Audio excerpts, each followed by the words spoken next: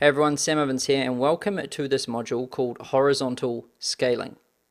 Now, in this module, I'm going to show you how to scale your Facebook ads rapidly to insanely high levels. So, I'm not just talking about how to scale from $100 a day to, $500 a day. But if you want to do that, you're going to learn how to do that in this training too. But I'm talking, how you can scale to 5 grand a day, 10 grand a day, all the way to $40,000 a day in spend.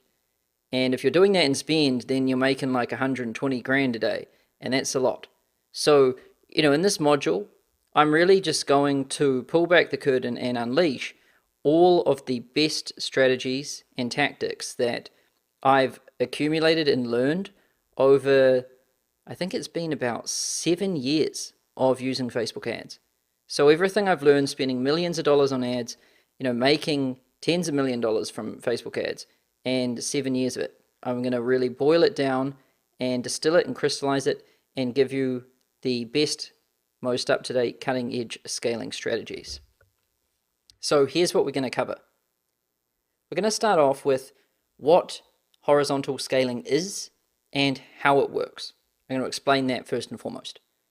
Then we're going to cover 8 scaling methods, 8 proven methods that you can deploy and execute to really take your ad account to the next level. Now the first one, method 1, is duplicating ad sets at max budgets. The second one is new audience interests. The third is creating lookalike audience. The fourth, creating new ad variations. The fifth, creating new ad angles. The sixth, targeting additional countries. The seventh, scaling your targeting campaigns. And method 8 is decentralized architecture. So 8 proven methods, and in this module we're going to dive into each one. I'm going to show you what it is, why we use it, like the logic behind it, and when we would use it, in what use case, and what scenario. And then I'm going to show you how to set it up. I'm going to show you in my Facebook ads account where to click and what to do and everything. And we're going to cover the full, the full end-to-end, what it is and how to actually execute it and manage it for each one of these 8 methods. So let's get to it. What is horizontal scaling? So scaling is when we find winning ad sets, we scale them by increasing the spend and the reach and the size of the campaign. And now let me give you an example. Let's say you're spending $100 per day on Facebook ads and you're making $500 a day back. That's your return. So you're putting $100 a day into Facebook and your sales are about $500 a day. Well, in this situation, you want to increase spend as much as possible so that you can increase your return as much as possible. Because if you find a machine on the side of the road and you put $1 in and 5 comes out, you want to try putting another dollar in. And if 5 keeps coming out, you put another dollar in. And then you want to start putting as many dollars into that thing as you possibly can.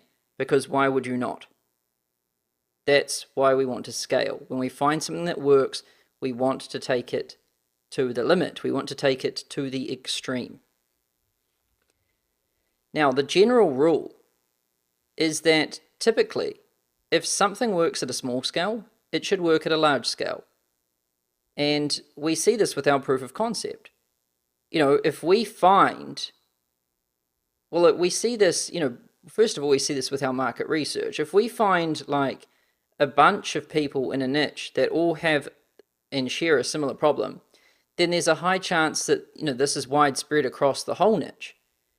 And then if we get one client and we help them and they get results, and then we end up, if we get 5 clients and we help them and they get results, there's a high chance that, we've got a proof of concept there, that we've got something that can be widely applied to all participants in the niche to help them get a promising result. And so there's this general rule that, if it works at a small scale, it should work at a large scale.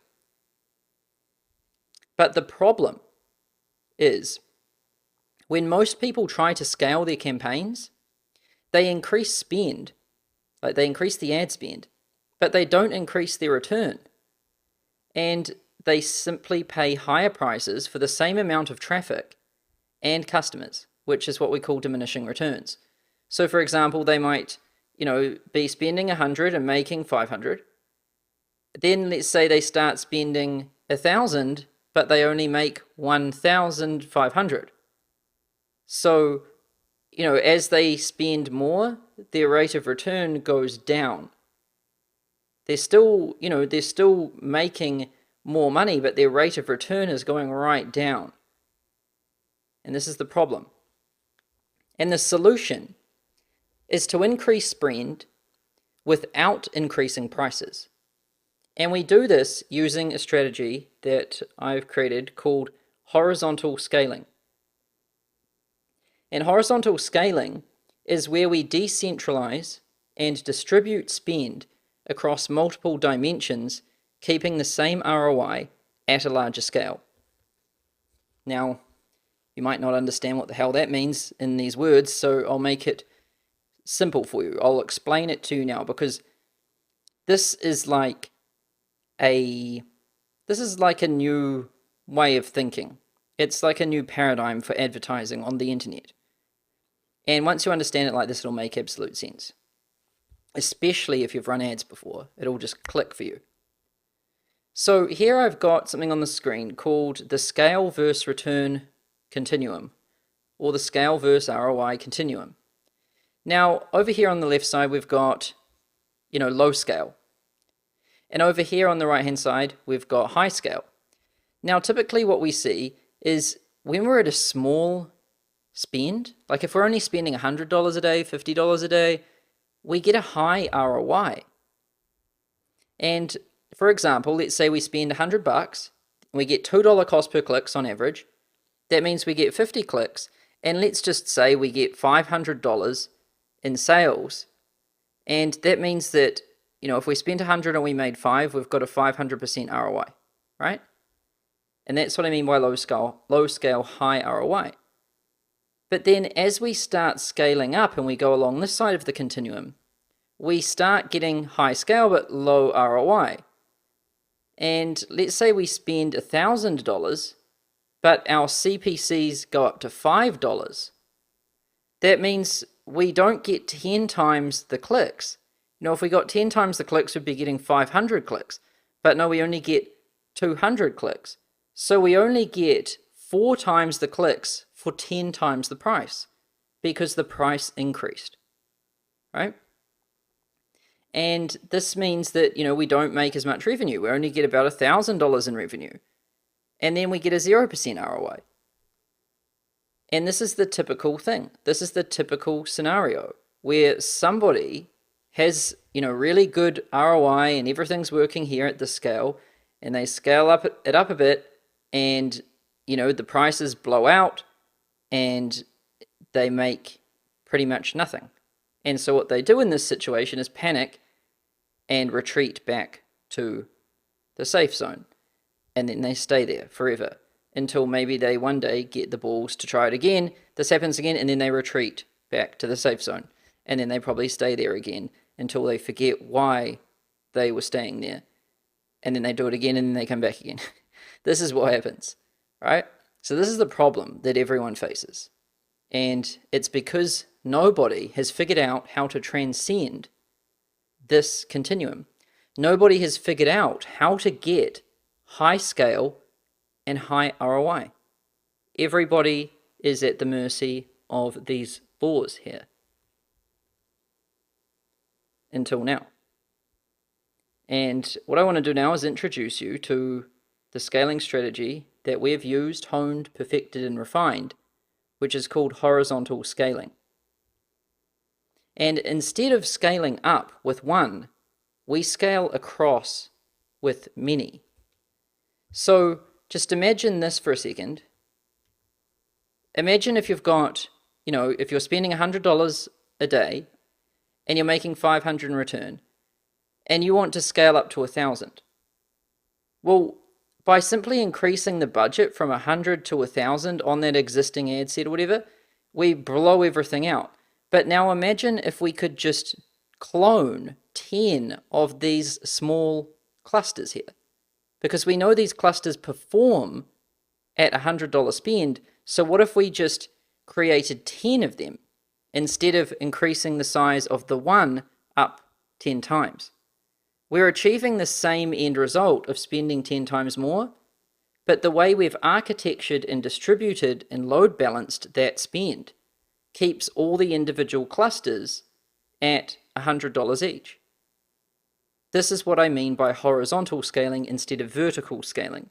Vertical scaling is when you increase the size of the one unit, and horizontal scaling is when you keep the size of the one unit the same and you just get more units. It's distributed and load balanced. And so this is what it looks like. Let's say we've got $100 a day in ad spend, and we're making ROI, 5-to-1 ROI. That's why it's green, because we're making good ROI. But now let's say we change the budget on this, and we go to 1,000. But now we are not making ROI, and that's why it turns red. So when we change the state of this thing from 100 to 1,000, it goes from, being in order to being in chaos. And it goes from being in ROI to not being in ROI. So we face this issue when we change the state of this thing by too much. However, if we just create 10 individual instances of this thing, we get to leave it in ROI, in its good zone, and we just get 10 times more of it. That is what horizontal scaling is. And this way, we keep 10 individual systems in order instead of having one system in chaos. And here's how I can further, illustrate how we do this. So vertical scaling would be like a centralized method. And this is where you find a winning ad set and then increasing the budget of that ad set, resulting in entropy, which is disorder. Right? And we know this too. How I talk about this in the accelerator program, and I'm pretty sure I talk about in Up Level 2, is we're trying to build decentralized consulting businesses where we're not the only source of information, and there's a community, there's Q&A calls, there's all of these different things, right? We're not the only source. And we're also trying to set up our ad accounts this way too. We don't want one thing to be, have that much load on it, because if that one thing plays up, then everything falls down. Instead, we want to decentralize it and distribute it. And that's what horizontal scaling is. And this is where we find a winning ad set, and then we duplicate it, for example, 10 times to achieve scale without entropy. Now you might be thinking, well, this is an awesome theory, Sam, and it's a good concept. But how do I actually apply this theory in practice? And that's a good question. I hate theory without it being proven in practice. So now let's apply it. And you might be thinking, well, how do we actually distribute that spend? How do we load balance it? And the thing is with Facebook is, the thing about any system, right, is there's so many dimensions in which you can apply the load balancing. So for example, you could just, let's say you had 10 ad accounts and you just spent $100 in each ad account, and each ad account had one campaign and one ad set, right? I mean, that could be one way. You could distribute the load over ad accounts. Or let's say you had one ad account and you just created 10 campaigns. Well, then you'd distribute the load over 10 campaigns in one ad account. Or let's say we had one ad account and one campaign, but 10 ad sets, and we distributed the load over ad sets. You get my point here. I'm talking about along what dimensions do we apply the scale, because there's a lot of different things we can play with. There's different campaigns, there's campaign types, there's ad angles, there's audiences, there's ads, there's placements, there's budgets, there's optimization strategies, there's so many different things we can play with. Different dimensions going all over the place. Now, lucky for you, we've played with pretty much all of them. And we've tested everything, even things that seem totally crazy and totally whack. because we just want to tinker and experiment and play with everything to find out how this machine works. And we have a pretty good idea. Now, how we apply the horizontal scaling. So horizontal scaling is when we decentralize and distribute spend across multiple dimensions to hold ROI at scale. Now, what are dimensions? Well, when I say dimensions with Facebook, I'm referring to ad accounts, fan pages, campaigns, ad sets, ads, audiences, placements, campaign types, conversion objectives, budgets, bid strategies, countries, demographics. Basically, every option and every layer, level, and feature that Facebook gives provides another dimension of how we can use and interact with the system, right? Now, lucky for you, I'm not just like letting you go and just say, go load balance it somehow, right? Because that would be very hard to figure out. You wouldn't know where to start. So instead, what I'm going to give you is 8 proven methods for scaling out horizontally. And our strategy is to scale horizontally across 8 dimensions using the following methods. So this is 8 dimensions in which we can play with. Now, the first one is to duplicate ad sets and max out the budgets. Another dimension is to just look for new audience interests and grow that way. Another one is to create lookalike audiences. Another one is to create new ad variations. So not completely new ad angles, but variations of the angles. And then another one is to actually create completely new ad angles. And then when we get new ad angles, we can create variations of those new angles. And then when we've got a new angle and new variations, we can send those out to lookalikes, new audience interests, and then we can duplicate those and max out the budgets. So each one of these can interact with the other ones. So these are 8 dimensions in which we can play, but every one of these can be applied in combination or with any of the others. So this gives us like a Swiss Army knife of tools and possibilities here. And it gives us really the opportunity to, it really means that, sky's the limit. I've been able to take our ad account to about 40 grand a day, but that's by no means the limit. I think it can go much higher. And another one is to target additional countries. So, you can start scaling out horizontally that way. Another one is to scale your retargeting campaigns. So not many people talk about this. A lot of talk happens in cold traffic. And don't get me wrong, most of the heavy lifting in your ad account is going to happen in your cold traffic campaign. But this doesn't mean that you can't scale retargeting. And, we've figured out ways to scale retargeting. And then the final one, method 8, is decentralized architecture. And this is some ninja level stuff, which we will get to, at the end of this module. So let's cover method 1, duplicating ad sets at max budgets. So what is it? So we identify winning ad sets, that is ad sets that are within KPI, and we duplicate them and set the budget at 5 to 15 times cost per lead. Now, why do we do it? Well, changing budgets on existing ad sets is a bad idea, as it throws the algorithm out of balance. And instead, we duplicate the existing ad set to create a new one, and we use this opportunity to increase the budget.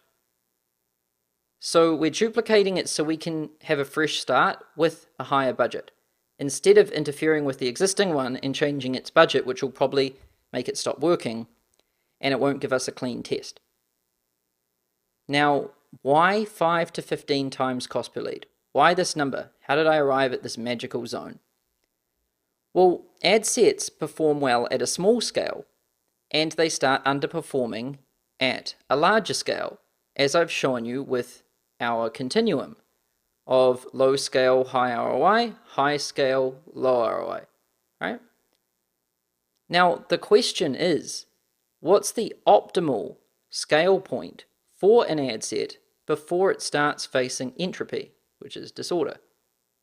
And the answer is 5 to 15 times cost per lead.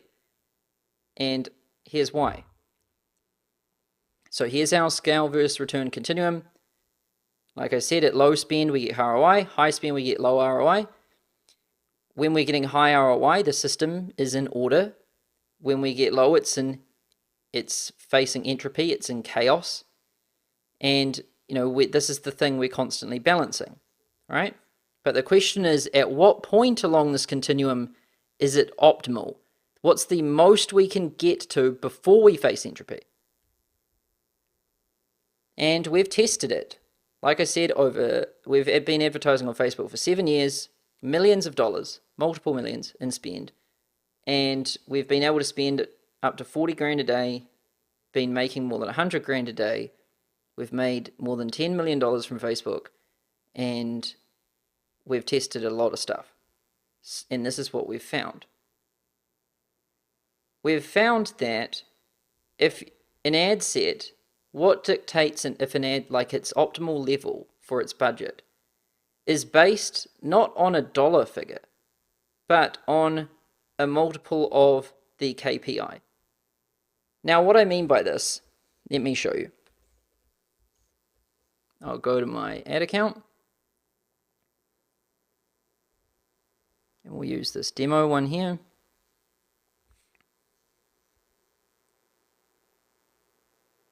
So when we created, let's say when we created our cold traffic campaign, so this cold traffic campaign, we are optimizing for conversions, which is leads, right? We're optimizing for cost per lead, which is for the VSL, cost per VSL opt-in, or the JIT, cost per JIT registration, or the 2KA, cost per 2KA registration.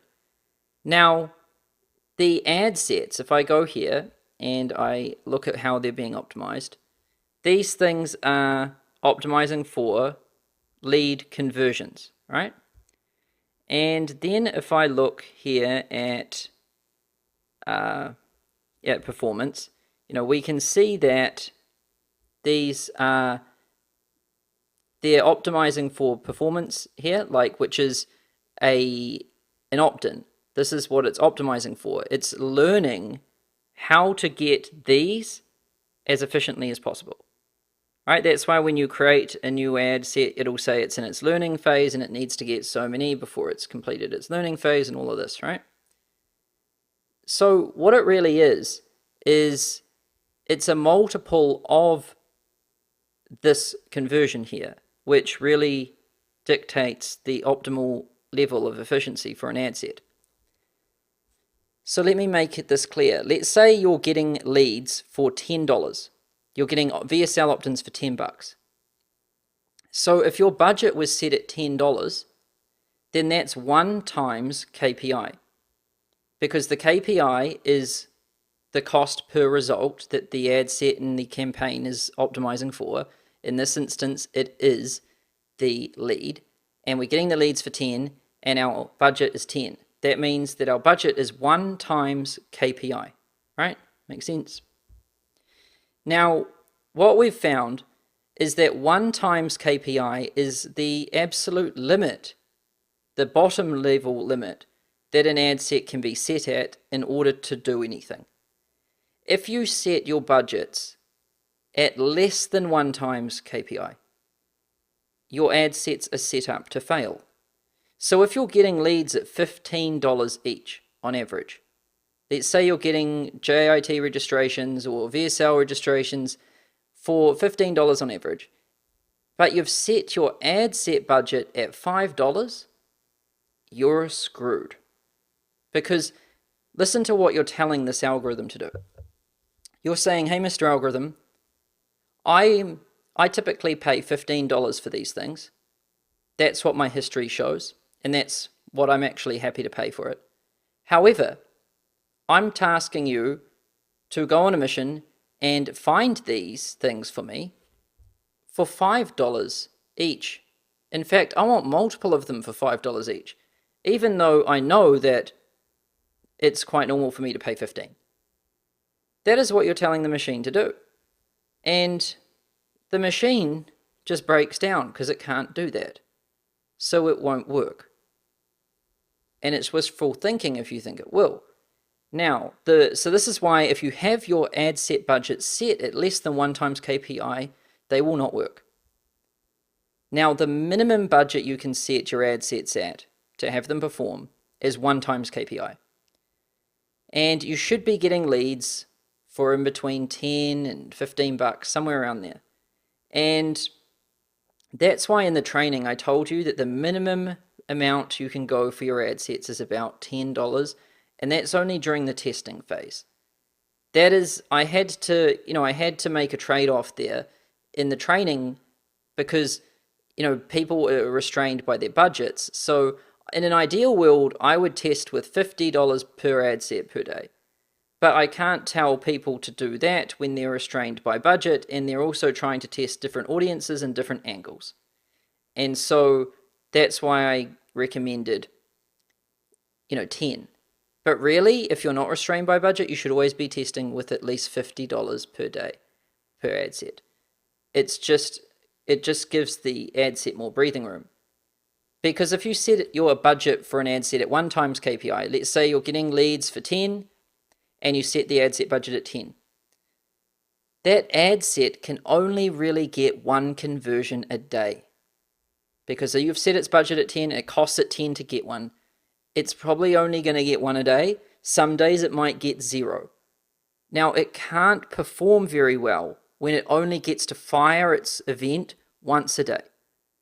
It doesn't get very excited, it doesn't pick up momentum, and it doesn't start racing out and finding new conversions for you, because it's kind of sitting in this zone where it can't do much.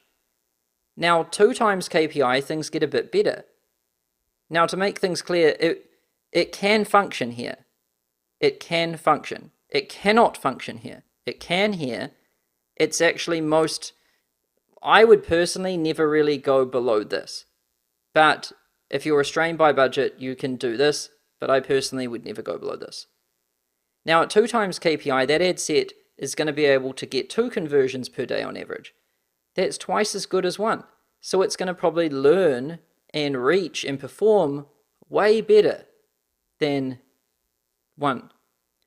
At 5 times KPI, so if we're getting leads at $10, we set the budget at 50, that's 5 times KPI. That means that ad set can get around 5 conversions a day. That's learning and performing 500% better than this. And so it's going to work way better. It comes into its own at this level. And then 10 times KPI. You're getting leads at $10, you set your budget at 100 for your ad set. That means the ad set is going to be getting 10 conversions a day. Now things start happening. And the optimal level I've found is around 15 times KPI. So you're getting leads for 10, you set your ad set budget at 150, it gets 15 leads a day, and that's really where it likes to be. So here I say ad sets experience entropy at budgets less than 2 times KPI. So you don't want to go really below 2 times KPI. And optimal efficiency exists at 10 to 15 times KPI. That's where the sweet spot is, 10 to 15 times KPI. As soon as you start going above 15, it's not really 15, I mean, you can go all the way really up to 18, 19. It starts to get dicey again at about 20 times KPI. So it's a spectrum. It's bad down the bottom, it gets bad up the top. The sweet spot is right here, 10 to 15 times KPI. And so this helps you immensely, knowing how this works and knowing the parameters of the machine. Now, when we test our ad sets initially, when we're creating our 5 angles with 4 images each and we're trying to go out to 30 audiences, we've got 600 possible combinations, we're trying to find the best ones, what wins, what loses. When we're doing that with like a $10 per ad set per day budget, which is 1 times KPI, which is not optimal, but it's okay for testing, right? Now, once we identify the winners and we cull all the losers, that's when we want to scale our winning ad sets out of this zone and into this zone. And this is where we scale our winning ad sets to the maximum possible budget, which is roughly 15 times KPI. Because if we're just leaving them down here, we're basically leaving them to struggle, even though we know they're winners, when we could unleash them up here. So that's why our first scaling method is duplicating ad sets at max budgets. So how we do it is we find your best performing ad set, and this is the most within KPI ad set. So winning ad sets are ad sets within KPI over a 4-day time frame, right? The best performing ad set is the best one. So over a 4-day time frame, which one has been getting the most leads at the best price? And it's also taking into consideration deeper funnel conversions too.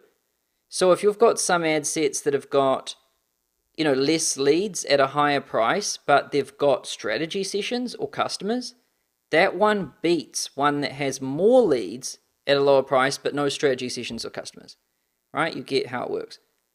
So a winner isn't always done on cost per lead or number of leads. It's done on the deepest funnel metric and its performance there.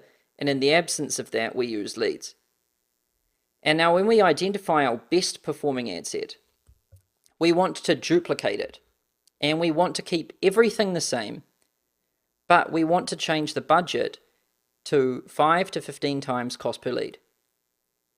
Now, an example, if the ad set is getting leads at $10 and its budget's at $10, well, we just duplicate that ad set, leave everything the same, and set the budget anywhere between $50 and $150 a day. Now, let me show you how this works. Let's say I identify this one as the winning ad set. All I would do is go duplicate. I put it in the original campaign. I go duplicate. I leave everything the same, but I just change the budget. And I want to go in between 5 and 15 times KPI. Where in there you go is up to you and how much you have available for budget to spend on your budget. If you've got, let's say you had to cull a lot of losing ad sets and you're wanting to spend more per day and you're trying to find ways to spend more, then I would spend like 10 to 15 times KPI. But if you're restrained on budget a bit, you'd probably go to the lower end of that, 5 times KPI or something like that. So that's how it works. Now there's a catch to this too, and this is what I mean by parameters. So on cold traffic, we shouldn't exceed $10 per 10,000 people in a given audience. And if you split audience interests, if your split audience interests are big enough to handle 5 to 15 times cost per lead, do it. However, if your split audience interests aren't big enough, pull the winning audiences together into one new audience and use that. So here's what I mean by this. So here, when we created our ad sets, right, we split them by different audience interest. So this one here is targeting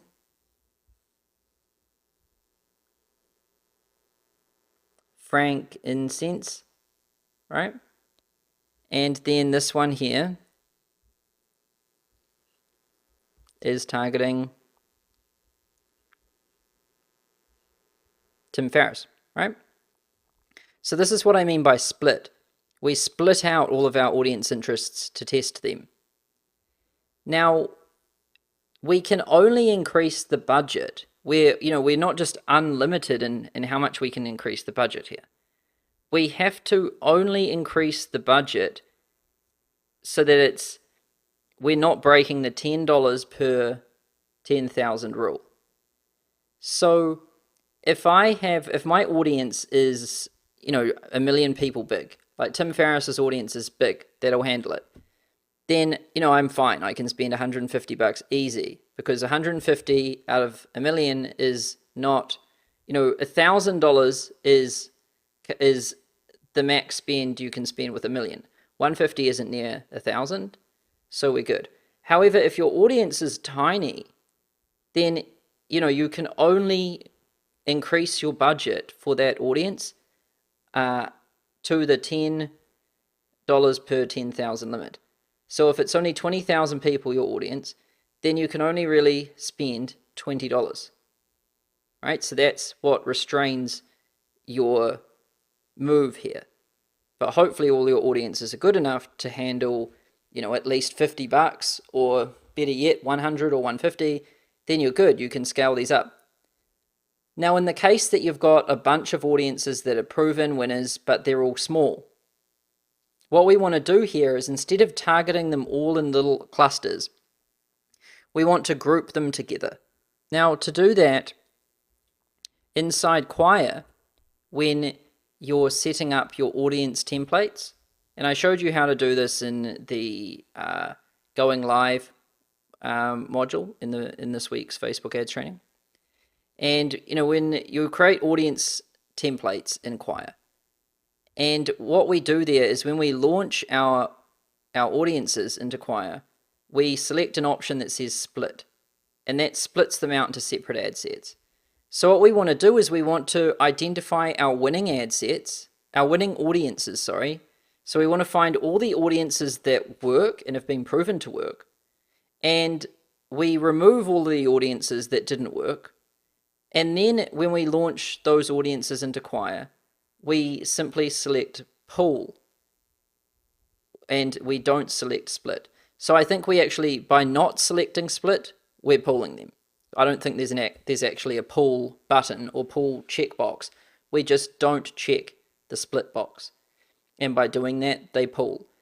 And that way, we're putting all of those audience interests into one ad set.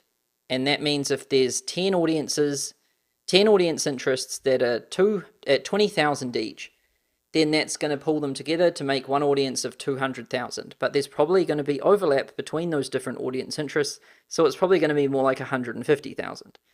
Now, when we have one audience that's 150,000, one ad set with an audience in it that has 150,000 people, we can now spend about $150 to that, instead of having to do that across all of these little ad sets.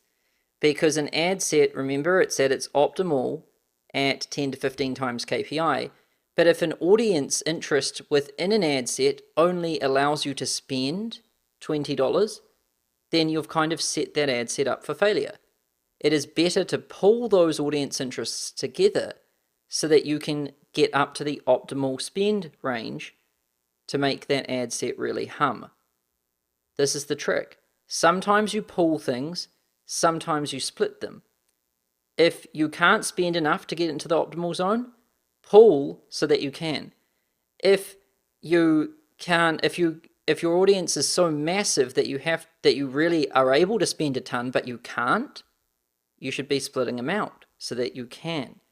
It's all about architecture, and it's all about distributing and load balancing every single thing in your ad account so that it's sitting at the optimal zone. That's the trick to it. This is some next level stuff.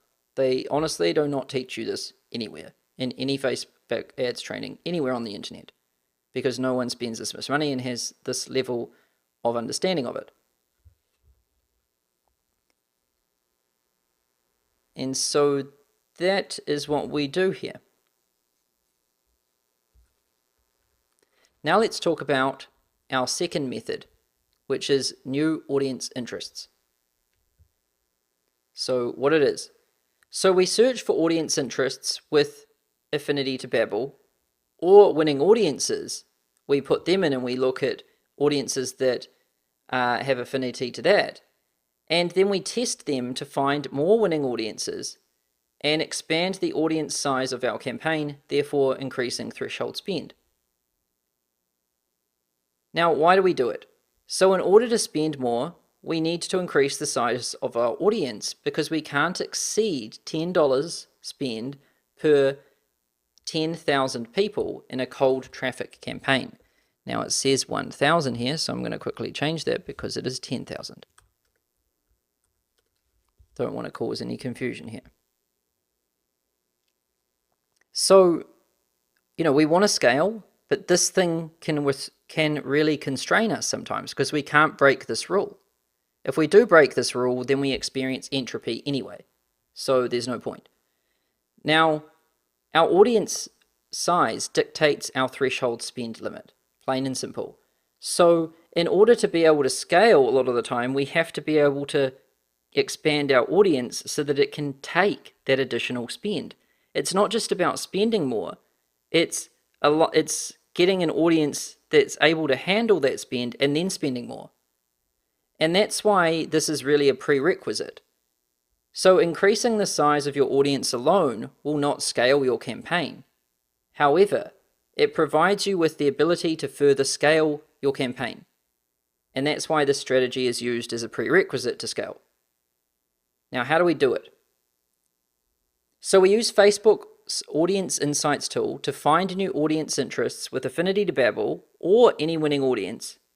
And when we find them, we add them to our spreadsheet for testing.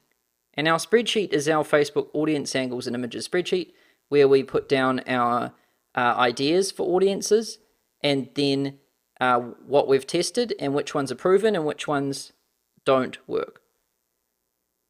And so we were trying to look for new audience interests to test.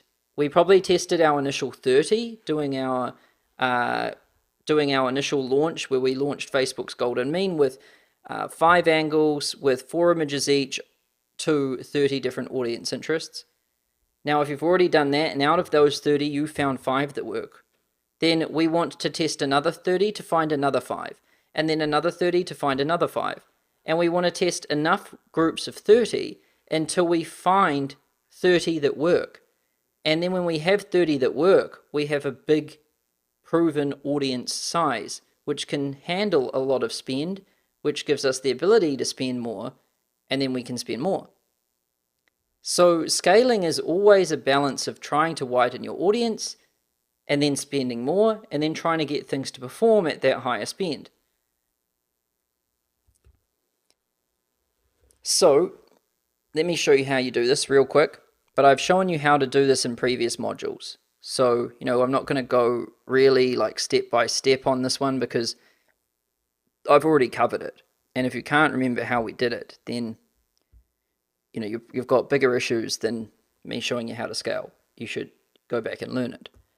So I'll go to the Audience Insights tool.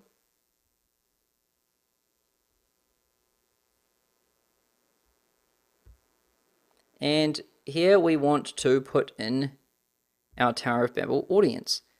Let's say that is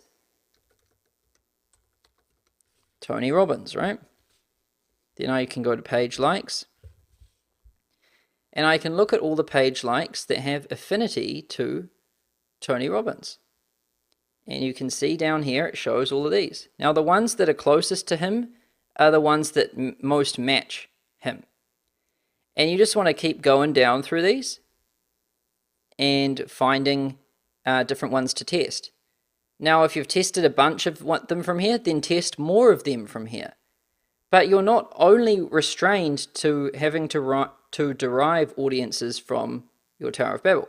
Once you've found winning audiences, you can use them to derive audiences too.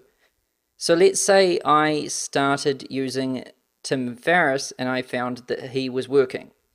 I know his audience was working because it was getting leads in strategy sessions and things. So now instead of deriving from Tony, I derive from Tim. And now I can start trying these, right? And then if some of these work, like let's say now that Daily Stoic works, Daily Stoic or Stoic, however the hell you say that, and then we plug this in here. No, it doesn't want that. So let's say we try Samsung. Then we find audiences from here. Like there's no limit, there's no end to how many things you can test here. Because you can find tons of audiences that are just derived from your Babbel. And then you're going to have some that work, and then you can derive tons from those. And then from those, some are going to work, and you can derive tons from those.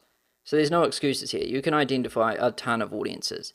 And when you find them, the ones that you want to test, you add them to your Facebook audience angles and images spreadsheet, which I gave you in one of the previous modules, and then we're ready to test it. And then what we do is we create a new audience targeting template in Quire, and we put in all of those new audiences. We launch them, we select split, so that it splits them into different ad sets, and we push them live. And the campaign we want to push them live into is our sandbox campaign, not our production cold traffic campaign. We want to push it into sandbox because we're sandboxing different audiences here. Now, let's say we find 30 different audience interests, we split them, we launch them with our proven angles. So we take our angles that are proven to work from our production campaign, and we only launch those proven angles to those new 30 audiences through Quire in our sandbox. So now let's say we've got 2 proven angles. Then we are creating 2 angles with 4 images each, going to 30 audience interests. That means that we're going to have 60 ad sets, and we want to be testing those at least $10 each. And sometimes you might not be able to spend that much. If you can't, then lower it. You only use one audience, only use one angle, your best one, and test as many audiences as you can and work through it that way. And then when you find winners, when you find proven winners where you're getting leads within KPI in your sandbox campaign, then you want to duplicate them, but add them to your production campaign. So if I come back here and I go into my ad account,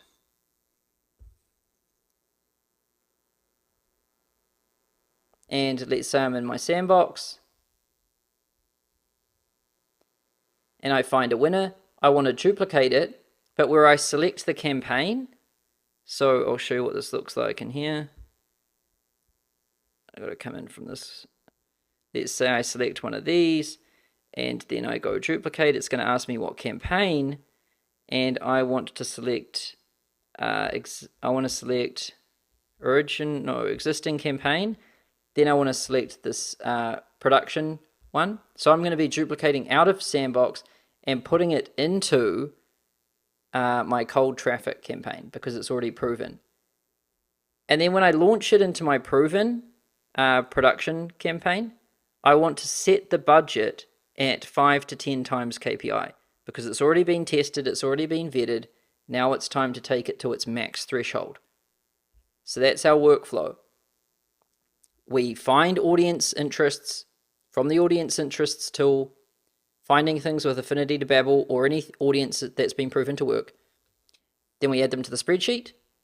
Then we launch them in Quire using the split method into our sandbox campaign. And then we wait 4 days, we find the winners, we cull the losers, we get the winners, and we duplicate them, but we change it from the sandbox campaign to our production campaign, and then we increase the budgets to the 5 to 15 times max threshold KPI. This is a really, really powerful workflow. Now let's talk about another one. Method 3, creating lookalike audiences. And this one's a biggie. So what it is.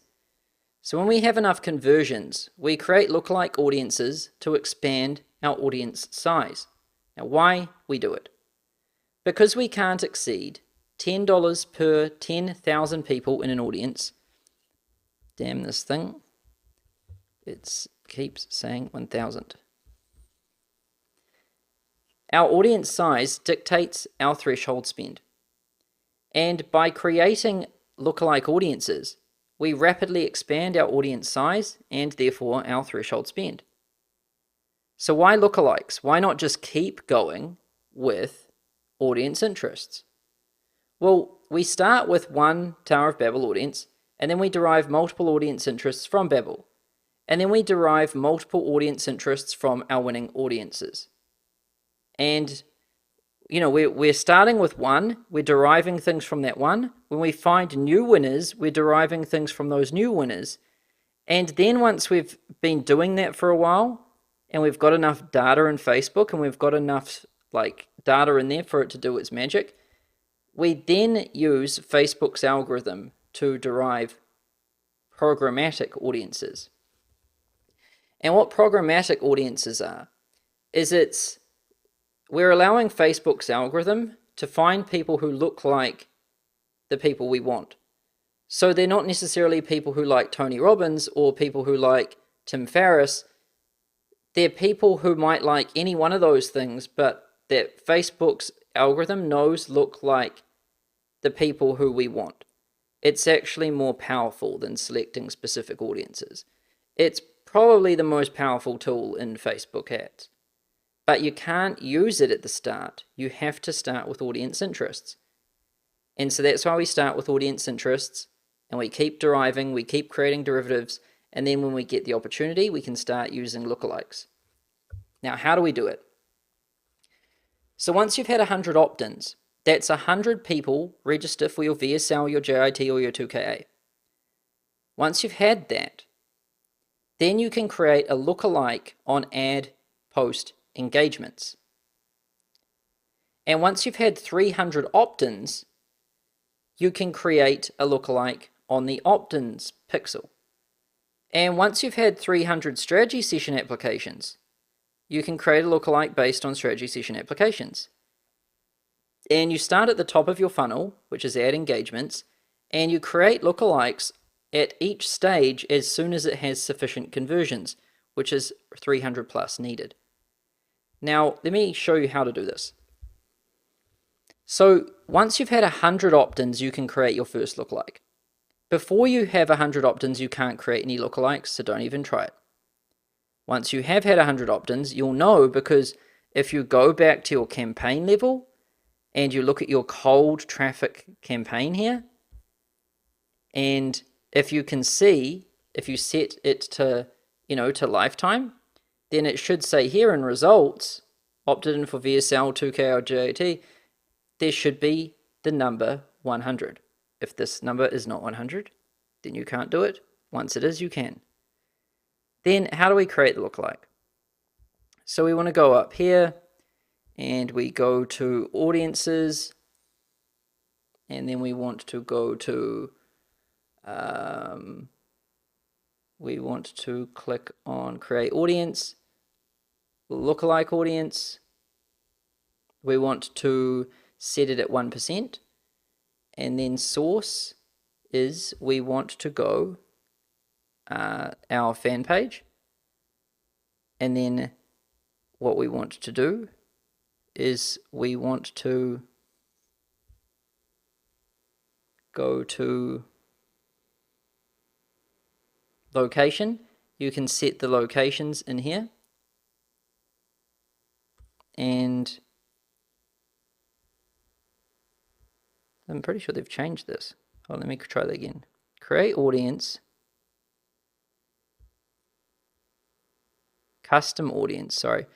So yeah, what you're doing is you're going create audience, then you're going custom audience, and then what you're doing is you're going engagements, and then what you're doing is you're selecting Facebook page, and then you're selecting anyone that has interacted with your Facebook page, the one that you use for your ads, and anyone that who is engaged with any post or ad. And then here we can set just in the past, like 180 days. All right. And we can create this audience.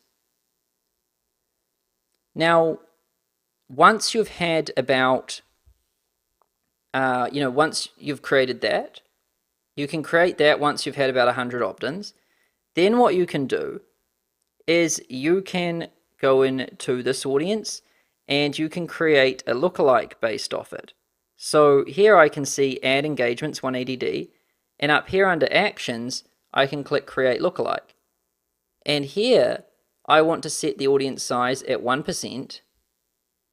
And then, my location, I can set the locations, whatever. and then I would create the audience. So what we're doing here is we're creating, first of all, the audience for people who engaged with, that means they liked, commented, or shared, or clicked the link in any of our ads in the past 180 days, or organic posts. We can create an audience of that and retarget them. But what we can also do is we can create a lookalike of this and then use it for cold traffic. Because why we use this ad engagements for retargeting, because we're retargeting them because they've already engaged with us. A lookalike is people who look like the people who engage with our ads. So that isn't retargeting, because in order to retarget somebody, we have to retarget them. That means that they at one stage engaged. But these people look like people who engaged, therefore they did not engage themselves. Therefore it is not retargeting, it is cold traffic. But it has affinity to retargeting, which makes it good. Right? So we first of all create the ad engagements audience after we've had 100 conversions. Then we can create a lookalike at 1%, and then we can run ads to that in our cold traffic campaign. And when we do this, we're not creating a new campaign for lookalikes. We're just putting all of this into our production campaign. A lookalike audience can a lot of the time like skip production, can skip sandboxing, because it's a strong audience. So lookalikes, I'd be happy to put those into production because we're using a proven angle and we know the previous audience worked, and we're just creating a derivative of that proven audience that worked with an angle that we know is proven to work. So its chances of working are very high. So I would skip the sandbox with it and just push it straight into production. And I would start off with a budget of at least 2 times KPI, but really I'd want to be in the 5 times KPI. And then when it's proven to work, you can dupe it and go up to 5 to 15 times KPI to bring it to its threshold budget. So that's how it's done. Now, once you've had 300 opt-ins, you can create a lookalike on opt-ins. So how we do this is we're basically creating an audience first and foremost of people who opted in. So this would be by going to this would be visited VSL value video, or registered for JIT webinar, or registered for 2K webinar. That means they registered. They saw the page after the opt-in form. Now this audience is everybody that basically opted in or registered. Now when this audience size is 300 or more, it has to say here size 300 or more, then what we can do is we can click here, we can open it, and we can go actions, and we can create a lookalike. And we want to go just 1% and put our countries in, launch it. Only select the countries that the original audience had countries selected for. We're just keeping all variables consistent. We're just creating a derivative of the original variables. Don't mix things up and cause chaos by just putting weird things in here. Keep it the same. And so you can see our method here. We create an audience here to measure everyone that takes an event, that does an event. We then retarget them in our warm retargeting campaign because these people have done something. But we don't stop there. We create a lookalike based on those people who did this, but that isn't retargeting because those people just look like they didn't do it. And then we put those people that look like into cold and we target them there. And we can start at the top of our funnel, which is just people who engage with our ads, because this one's going to get the highest numbers the quickest, because more people are going to do this than anything else. So this is the one to start with, because it's going to get the most amount of data the fastest. Then once we've got at least 300 here on the visited this, we can create a lookalike off this. And now we can go into that one, launch it into our production campaign as per usual with the proven angle, and then bring it up to threshold spent, 5 to 15 times KPI. Now, let's say that we've had, what's the next link down the chain? So the next link is strategy session applications, right? So once you've had 300 of those, and you'll know when you look at your audience here, that is, scheduled strategy session, then you can set scheduled strategy sessions, and then you can put like 30D if you can get it there, or you can change it to 180D. And if you can get an audience that is scheduled strategy sessions, and you create that audience by going from the people who visited the success page after completing the survey, then you can create an audience here and set it at 180D, and you can wait until the size gets to 300. That means you're going to have had 300 people complete the survey application form within a 6-month period. And if you achieve that, it'll say that 300 here.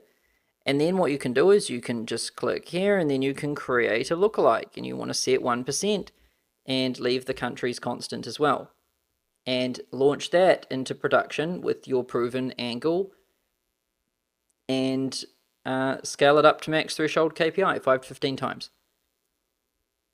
And then you can keep working through. So if you're doing the 2KA funnel, you can start creating them on people who visited the order form, people who visited the sales page, or people who actually purchased. Once you've had 300 people who actually purchase, now you can create a very powerful lookalike audience, because it's people who look like buyers, and that's powerful. But 300 buyers is a lot, so you need to work your way down the chain. Start at the top and work your way through. Don't create lookalikes on things until they've got enough data on them, because you're just shooting yourself in the foot. And it's ready to create a lookalike on it when it's had 300 people do the action, and you can see that in the audience's tool and the size. Now the parameters. When creating lookalikes for the first time, use 1% audiences. We want to keep them as tight and as close as possible. So use 1%. And keep your country or countries to what's proven. And what's proven is what you were using for the original audience. So if you're only targeting America, when you're creating a lookalike, only target America.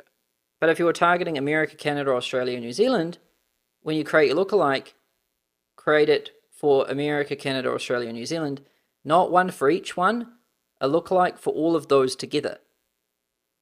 Right? That's what you do. Just keep it the same. Keep it as it was when you were running it cold. And once you've tested and proven lookalikes at 1%, later on you can try 3%. And if that works, then you can try it even higher. And if that works, you can just keep going.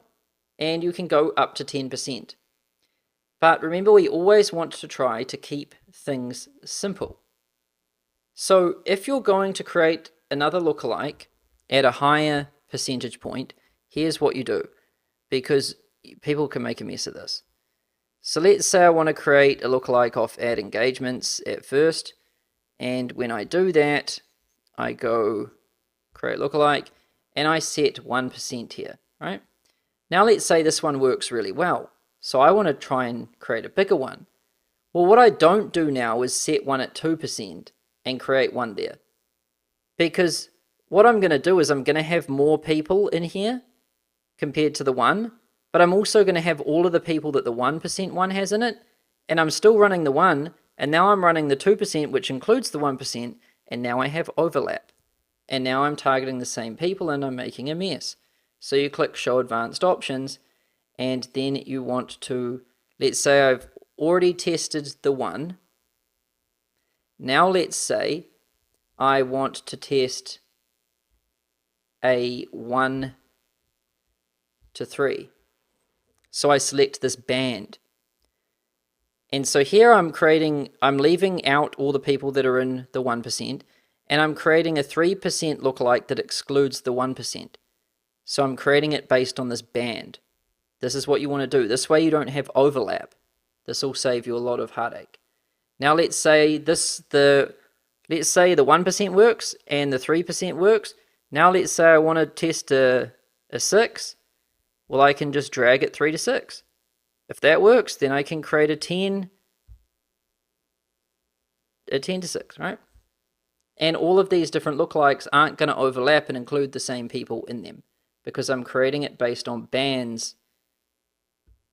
That's a little small hack that will save you a lot of heartache and trouble.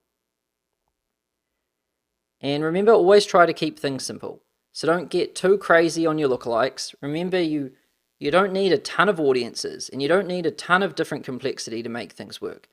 You just need enough people in your audience to spend the right amount of money, and you need things to perform well, and you want to keep things simple.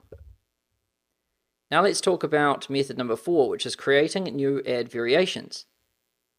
So what it is, so we create variations of our proven ads so that we can run multiple versions of them to the same audience without experiencing entropy. And ideally, we want multiple versions of an angle running at 5 to 15 times KPI, or CPL. Now, why do we do it? Well, once we find a proven audience angle image combination, we want to duplicate it and set the budget at 5 to 15 times KPI so we can take it to its threshold limit where it's most optimal. And then if it works there, we want to duplicate multiple versions of that and set them at 5 to 15 times cost per lead. But we don't want it to be identical. We don't want the exact same ad running to the exact same audience because it's going to have overlap. And so instead what we do is we change something about it. And we want to change a small thing like the headline or the image or the button so that it's unique enough to run separate from the existing ad set. Now what Facebook does here is Facebook's very complicated in how it creates auction pools. So let's say you create an ad and then you select an audience and then you bid on it. Now if somebody else creates an ad that's similar and they are going to an audience that's similar and their bids are similar and budgets and things are similar, then they're thrown into that auction pool with you. And the person who performs or pays the most wins that auction pool. But we can enter auction pools with ourselves.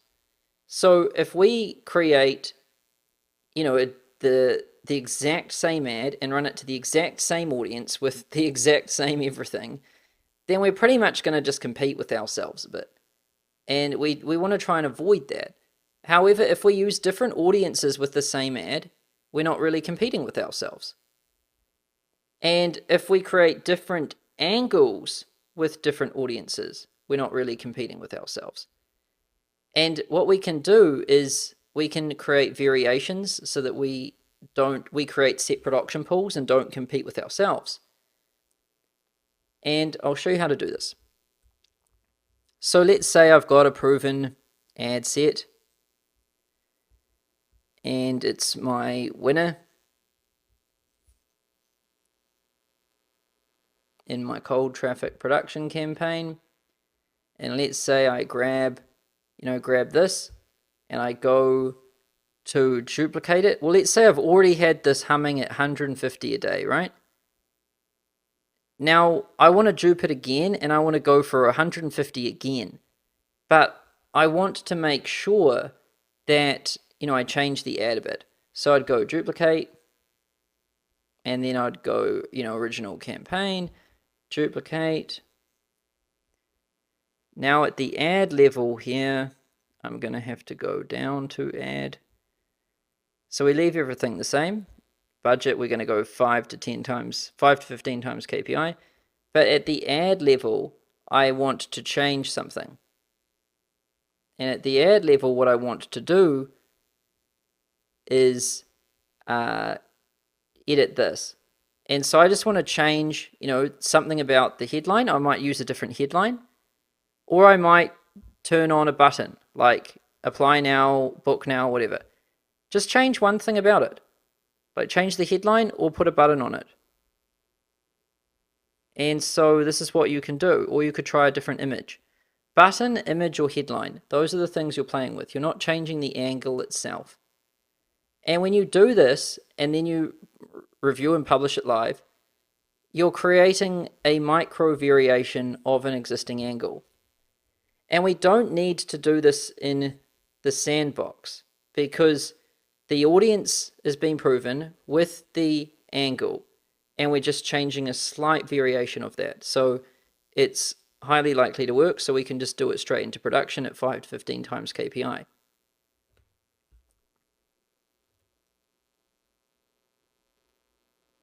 And you might be thinking, why do these small variations? Why not just duplicate it? Well, like I've said, if we just duplicate it, then we are competing with ourselves, which we don't want because we will create entropy, which we don't want. Now you might be thinking, well, why don't we just change the budget a bit and also just change the age a bit? Doesn't really work anymore. Facebook's algorithms constantly being updated, and they get better and smarter. And that one doesn't really work anymore. And eventually, anyway, it would probably experience overlap. So it's not the best. It's best to actually just actually change. Not try to fool it change, but actually change the ad. And when we do that, we actually get put into a different auction pool, and we actually have a better advantage. It works better. Do it that way. Now you might be thinking, well, why not new angles? Why don't we just create totally new angles instead of doing these variations? And you should always be sandboxing for new angles. And when you find winners, you should be scaling them into production. And new angles are an extremely effective scaling method. They're actually one of the best. In fact, it's the best. If you create a new ad that is just a killer ad, it's the best scaling method you can have. But it's also very hard. And scaling is not necessarily, the scaling strategies I'm sharing with you aren't necessarily about how to create. If my scaling method was just create a really good ad, it's not really, people will be like, oh, are you serious? We knew that would scale. So, of course, that is the best strategy. But scaling, when I talk about that, and when most people talk about it, they want methods to increase or to get more juice out of existing angles. And so that's why variations are hacks to get more juice out of an existing angle. So if you've got an existing angle that works and you've taken it to threshold, now you can get more juice out of it by duping it and making a variation. And if that one works, you can dupe it again, create another variation and get 5 to 15 times KPI out of it. And you want to keep doing that until you hit the threshold spend limit of that audience. So let's say the audience is, Tim Ferriss, and it's got 1 million people in it, and I keep duping these things at $150 and creating variations, $150. The threshold amount that I'm going to be able to spend on that across these different ad sets is still going to obey the $10 per 10,000 person rule, which if Tim Ferriss's audience is 1 million, then I'm only going to be able to spend 1,000 divided by 150. We're going to end up with about 7. So I'm going to have 7 variations of an angle at 150 each going to the same audience before I max that out. Get it? Now, how we do it. So once you've got a winning ad set running at 5 to 15 times KPI, or cost per lead, duplicate it again and change the headline like I showed you, image, or the button. You can do any one of these. I suggest just doing one, not all, because when you do all, you're almost creating a new angle, and you might screw it up. Just a micro variation. And you want to keep everything else the same, including the budget at 5 to 15 times cost per lead. And try not to have more than one identical ad running to the same audience. If you've got one proven angle running to an audience, then only have that running to that audience. You can have that identical angle running to other audiences. That's fine. But if you're going to keep scaling that angle to a particular audience, first of all, you stretch it up to 5 to 15 times KPI. And then once you've done that, then you have to create variations to get more shots at it and scale it up. And when you create these variants, you get them to 5 to 15 times KPI. 2, you can keep creating variants and taking them to this 5 to 15 times KPI till the point you reach the audience threshold. Now let's talk about method 5, which is creating new ad angles. So, first of all, sorry, it just says number 4 here, but this is method 5. So what it is, so we experiment for new ad angles in our sandbox campaign, and when we find winners, we scale them into our production campaign at a 5 to 15 times cost per lead budget. And then once they work at that, then we create ad variations using the previous scaling method that we covered, where we change the headline, the image, or the button. And so you can see here, this is an insane process, right? It's so powerful because all of these things we can play with, we can combine them and switch them with each other. So when we're sandboxing for new ad angles, the moment we find an ad angle that works in the sandbox, we dupe it into production. And when we put it into production, we take it to 5 to 15 times KPI. Boom, once that's going there, then we create variations of that. By changing, with one dupe, we might change the headline and set it at 5 to 15 times KPI. If that one works, then I might dupe the original and change it and put a button on it. And then boom, if that one works at 5 to 15 times KPI, now I might dupe the original and change the image, set it at 5 to 15 times KPI, and boom, that works. And now I've been able to expand, my spend for that specific audience up until the threshold limit, which is $10 per 10,000 at the limit. If that's $1 million in the audience, I'm spending up to 1,000 over those different ad sets. I'm achieving optimal efficiency. I'm reaching the max I can in that without hitting entropy zone. Now, why do we create new ones? Well, just because we have angles that work and that we can create new ad variations that work, just because we can do that doesn't mean we can't make one that works better, right? Never let good stop great. Even when you're great, don't let that stop you from being greater.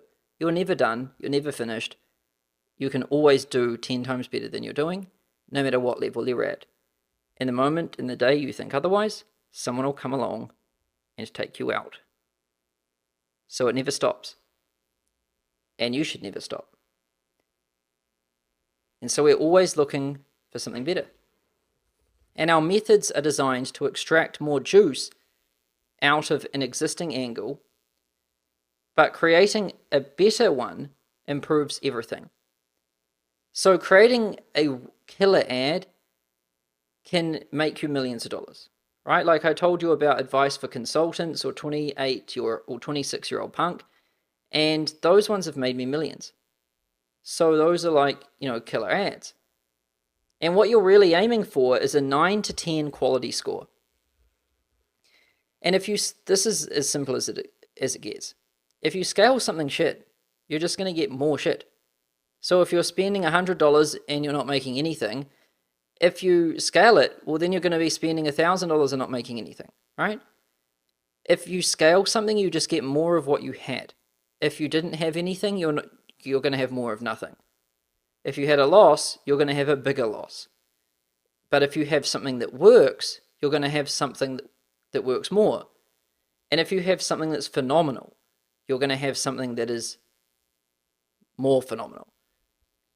And so really, we want to make sure that, to scale effectively, we want to already have something awesome. That's one of the real requirements of big scale. You need to have something awesome. And you can't scale something that doesn't work, and you can't scale something that's average either. When we scale things, we're testing things. So if something's barely profitable, if we scale it, it's definitely not going to be profitable, right? You need to have wide margins on things to scale them. And if things are barely working, then it's not going to be fun. So you need to get really good results at a small scale so that they have the safety tolerance to perform at a high scale. And you need a 6+ quality score to do anything. Like if any of your cold traffic ads don't have if you're not getting 6+ average quality score on your cold traffic ads, you need to keep creating new ad angles until you get higher than 6. You ain't going anywhere unless you have 6. If you're below 6, even if you're at 5, do something about it. It's not the audience, it's not your niche, it's not Facebook, it's just your ad. Your ad sucks. If you're getting less than 6, your ad sucks. And it sucks because you wrote it and you didn't do a good job of it. So you need to keep working on it. You need to practice. You need to test new things and you need to make it better. Because it ain't going to perform well at all. Forget scaling. It's just not even going to perform before we scale if you're below 6. And if you really want to scale properly, you need at least a 9 to 10 quality score. Every single one of our main ads that we have, like our killer ads that we scale out, they've got 10s. 10s across the board. It's rare if we have a 9. Now, that doesn't mean that we're so smart and everything that we just create 10 out of 10 quality score ads. Most of the ads we create don't get that score. Most of the ads we create don't work. And the way we've got a collection of 10 out of 10 quality score ads is by creating lots of them and testing and doing the hard work. So that's what you have to do. So if you don't have a 9 to 10 quality score on cold traffic, keep sandboxing new angles, keep trying new images until you get one. Because you ain't going to be able to scale to the moon unless you're at 9 or 10 quality score on cold traffic. Now, how we do it? So once we've got a winning ad set running at 5 to 15 times cost per lead, duplicate it again and change the headline. So this is actually not how we do it. Sorry. It's actually just that. So, creating new ad angles, it's as simple as what I showed you in the daily management, daily workflow module.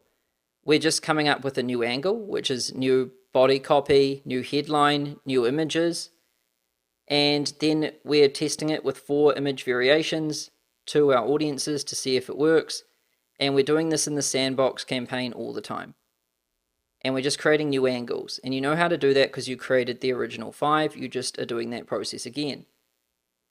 And so that's how you do it. And when you find one that works in Sandbox, duplicate it into production, set the budget at 5 to 15 times KPI, let it run. If it works, dupe it and create variations on that and get them to 5 to 15 times KPI, and then create new variations, and then you can go back to Sandbox and then you can look for new angles. You see how this works? Now let's talk about method 6. Targeting additional countries. So this is where things get interesting. Damn these numbers. So, what it is. So we identify countries similar to the countries we're succeeding in and test them to widen our audience. Now why do we do it? Because we can't exceed this damn rule that I've put wrong in almost all the slides. Apologies for that. Because we can't exceed $10 per 10,000 people in an audience, our audience size dictates our threshold spend.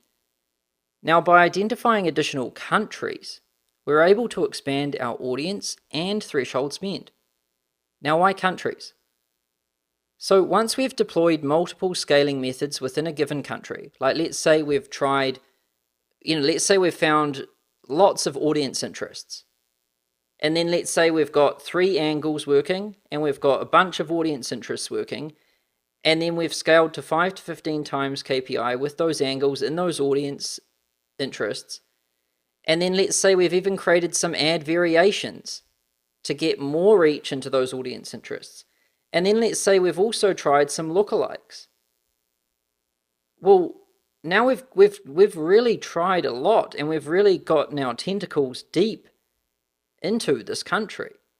We've really gotten into the bloodstream, right?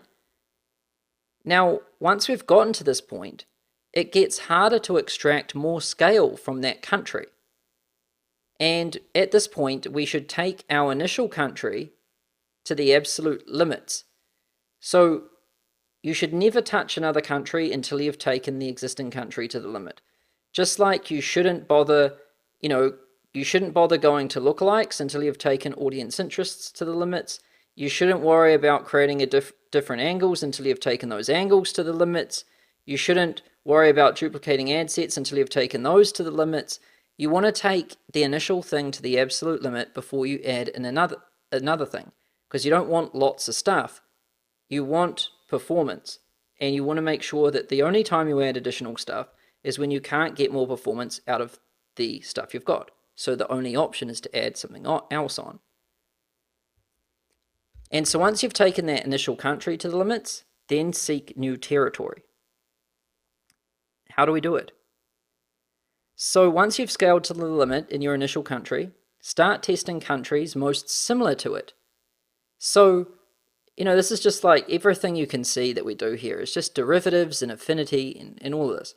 So once we find an audience that, we start with our Tower of Babel, and then we look at audiences that have affinity to Babel, and then we go and test them. And then if those work, then we find audiences with affinity to those. And then if those work, then we find audiences with affinity to those.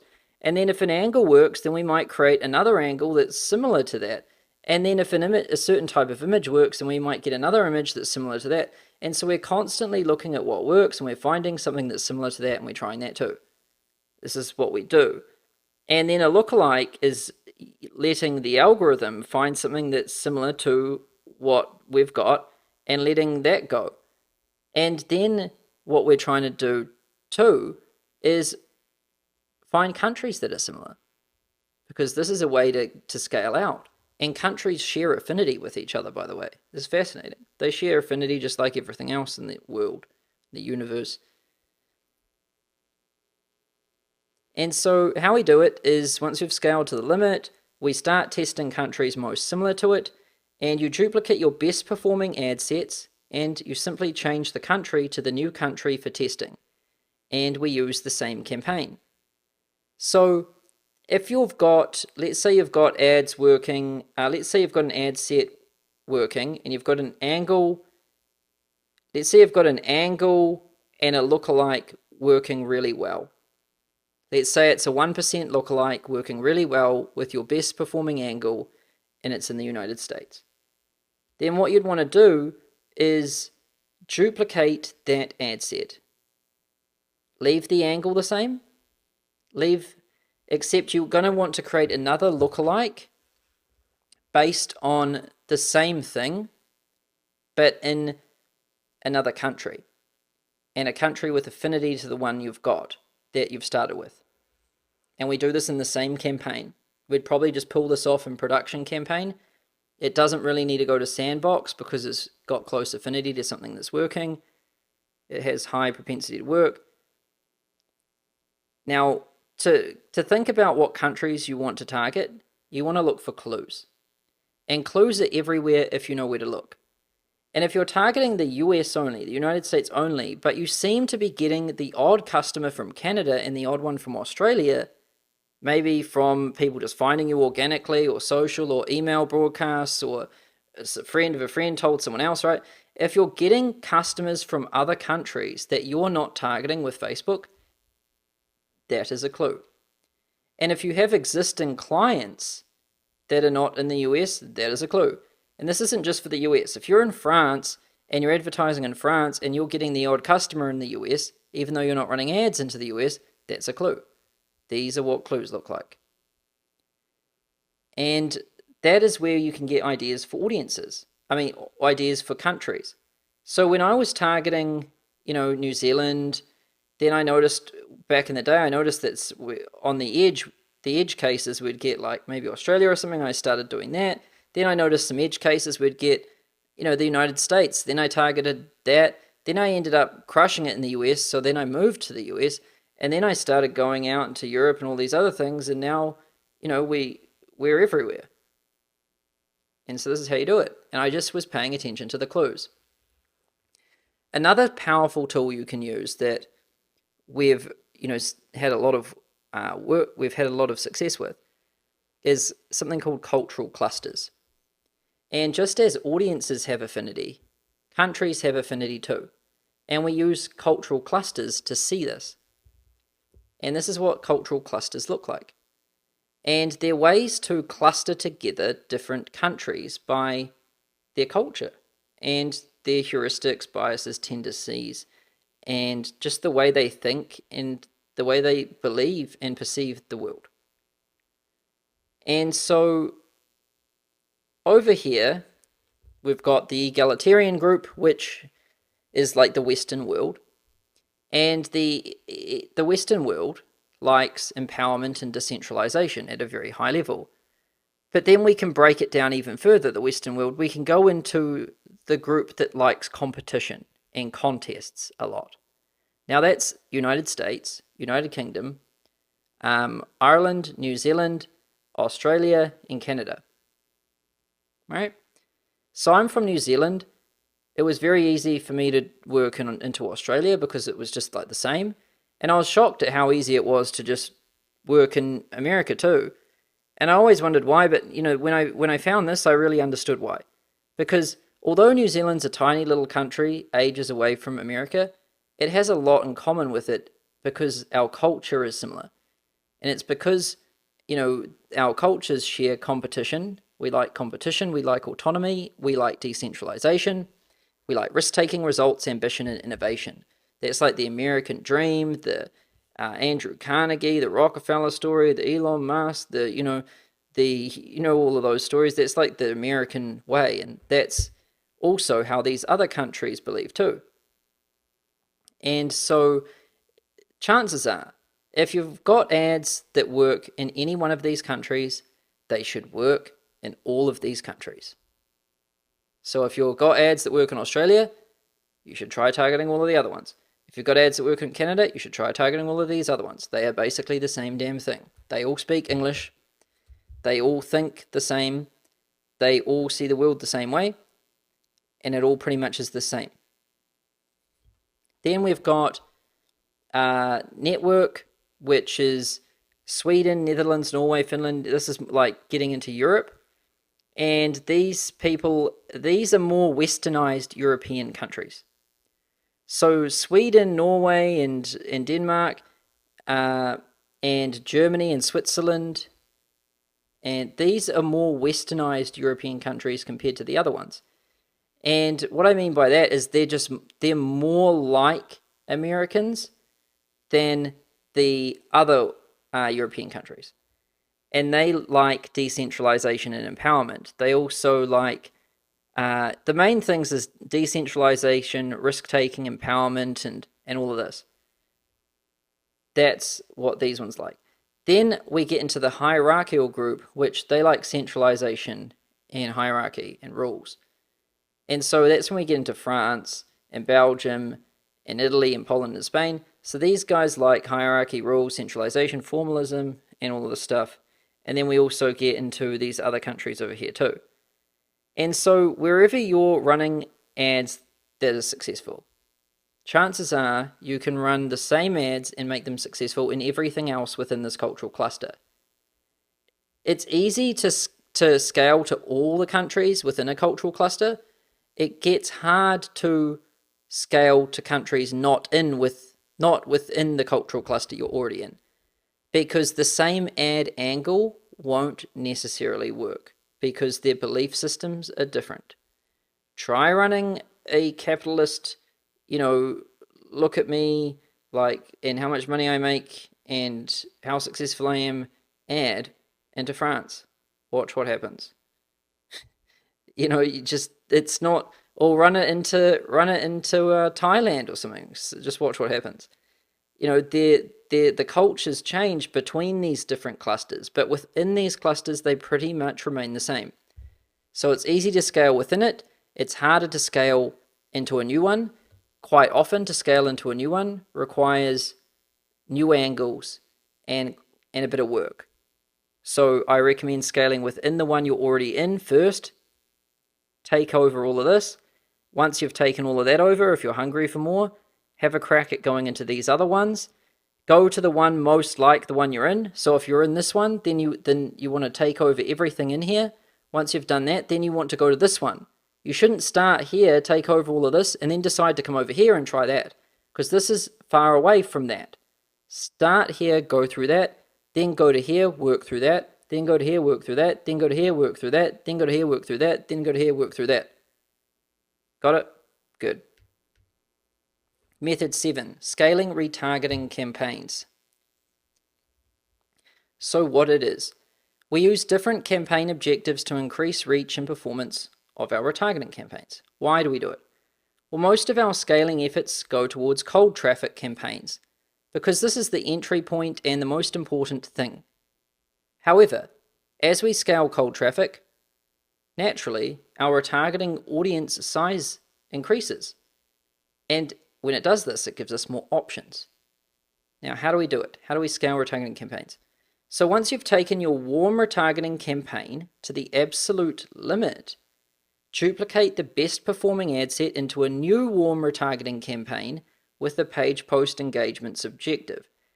Now, first and foremost, never create something new until you've taken the existing to the limit. So what we want to do first of all is we should have our warm retargeting campaign.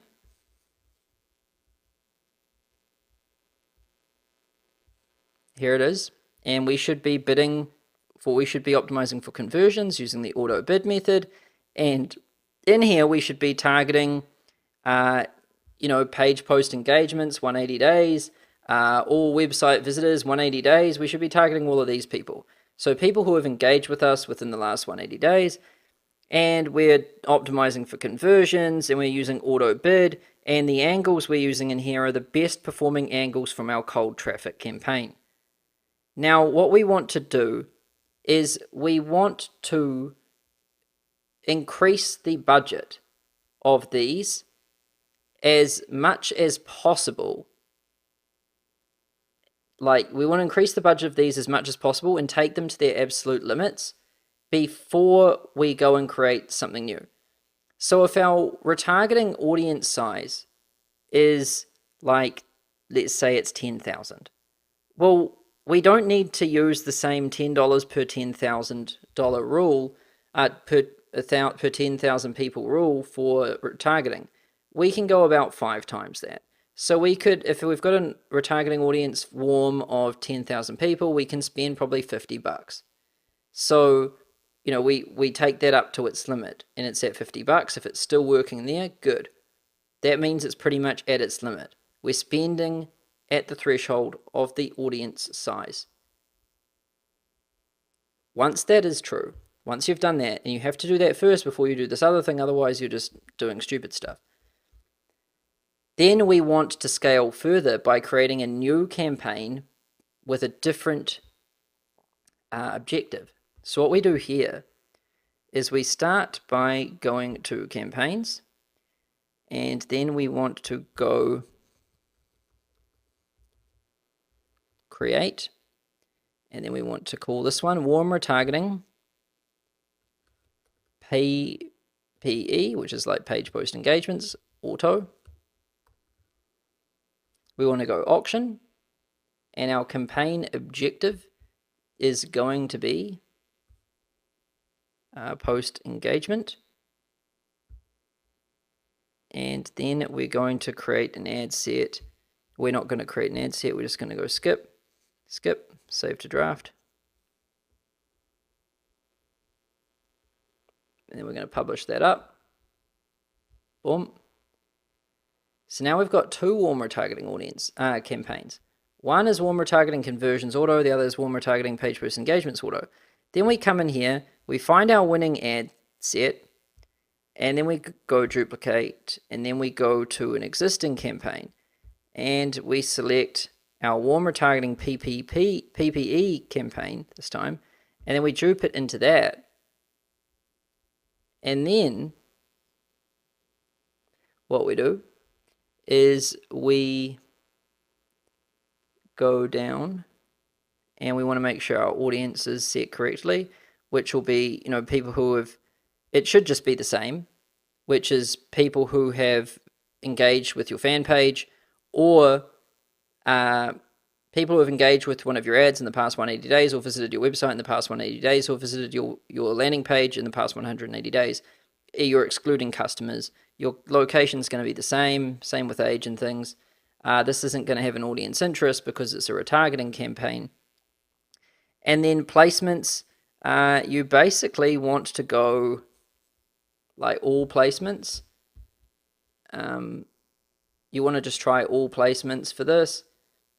And then what you want to do is all mobile devices, and then optimization for ad delivery. You just want to go post engagement, and then that's it. Then you can just publish it up. Boom. But what about budget? How do we set the budget? So here, what we do is we set our budget at 40% of what the conversion campaign budget is at. So if I have 10,000 people in my warm retargeting audience, and my warm retargeting campaign, which is optimized for conversions, that's going to be spending $50 per 10,000 because that's the threshold limit. The rules change a bit when we get into warmer traffic. So if I'm spending $50 per day into this campaign, then I want to find 40% of 50, and that's going to be like, what's that, $20 or something. So I'm going to set this at like $20. So that's what you want to do. You want to take two trajectories through the warm retargeting audience. The first, and it always comes first, is the warm retargeting conversions auto, using your two best angles from your cold traffic campaign to the 180-day audience, using a $50 per 10,000 people in the audience budget to hit that maximum point of efficiency before entropy sets in. Once we achieve that, we can't go higher on those budgets because we'll get entropy. So there's another way to get in, and it's a new campaign that's for page post engagements using the same angle to the same audience at 40% budget of the conversions. Don't worry about how hard all of that was to figure out. You just get it told to you. And easy as that. That's how you do it. Now, hot retargeting. So the above strategy, the strategy we've covered here, is only used for warm retargeting campaigns, not hot retargeting. For hot retargeting, we stick to our conversions objective at the campaign level and daily unique reach at the ad set level, with a max bid of $150 per 1,000 CPMs. And to scale hot retargeting, keep increasing the spend and always taking it to its limits. And as the audience size increases, increase spend. And you can try testing new images and new angles, but it's quite hard to beat a simple angle here. So images can help sometimes, but really that too, this isn't one where you have to test a bunch of angles and images. Really what you're doing is you've just got to keep increasing that spend until you find its limit where it hits entropy. That's where you keep the spend. But as you scale your cold traffic and your warm retargeting, you're naturally increasing the audience size of your hot retargeting. And as that increases gradually, you can keep increasing the spend here. And that's really all you need to do to increase and scale hot retargeting, is as cold traffic increases, warm traffic increases. When warm traffic increases, increase the bid there. When all of this happens, hot increases. When hot increases, increase the bid there. And you just keep working through these three layers. And the one that starts the whole domino effect is cold. So cold's where most of your focus goes. Once you've had a bump there, you go to warm, bump it there, go to hot, bump it there, come back to cold. Just like that. And you can also try increasing max bid too. Like you can try going $300 per 1,000 CPMs. You're just trying to go as hard as you possibly can with hot retargeting. Now, you're not going to go harder in hot retargeting by creating more hot retargeting campaigns. Bad idea. You're not going to go harder in hot retargeting by creating lots of ad angles. Bad idea. Lots of duplications. Bad idea. And, trying to create granular audiences. Bad idea. Trying to create a page post engagement for hot retargeting. Bad idea. Trying to create a conversion objective campaign and ad set for hot retargeting. Bad idea. Just stick to this thing.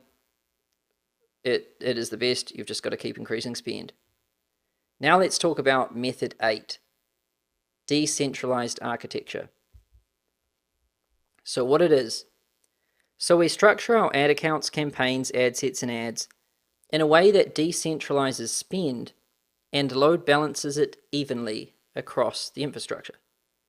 And this allows us to scale our spend by adding additional clusters, not increasing the size of existing clusters. Why we do it?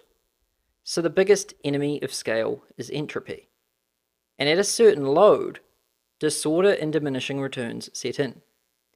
And to avoid this, we architect our ad accounts so that the spend is evenly distributed at safe levels without entropy. Not at little sissy levels. We want to take them to the levels right on the knife's edge of entropy, because that's where things work their best. Not in really safe zones, but in almost danger zones. And so we're trying to get everything on that knife's edge. Not over it, not too far before it, on it, everywhere. That's where the magic happens. And initially, we scale using one ad account and one cold traffic campaign, with all your audience and angle variation happening at the ad set level within that one campaign, within that one ad account. And what we're trying to do first, initially, is we're trying to scale all of our winning angles to 5 to 15 times cost per lead. That's our initial thing. We're testing 5 angles with 4 images each and 30 audience interests. We're finding the winners. And when we find those winners, we dupe them and set the budgets to 5 to 15 times KPI. Once we get them there, cull the losers, keep the winners. That's our first round of optimization and scale. From there, we find those winners and we create ad variations on those angles. And then we scale those to 5 to 15 times KPI. And then we do another variation. Maybe the first variation we do, we change the button, the next one, the headline, the next one, an image. And then we keep going until we reach the limits of our audiences, which is not exceeding $10 per 10,000 people. I must have just copy pasted that same damn thing in there. That's why it's identical in every slide. So not exceeding $10 per 10,000 people. And so we're trying to get right up to that knife's edge. But entropy exists everywhere, not just in the spend. So, we see it occur at the ad set level when we spend less than 2 times KPI, or if we spend more than 15 times KPI. We see entropy happen at the ad set level.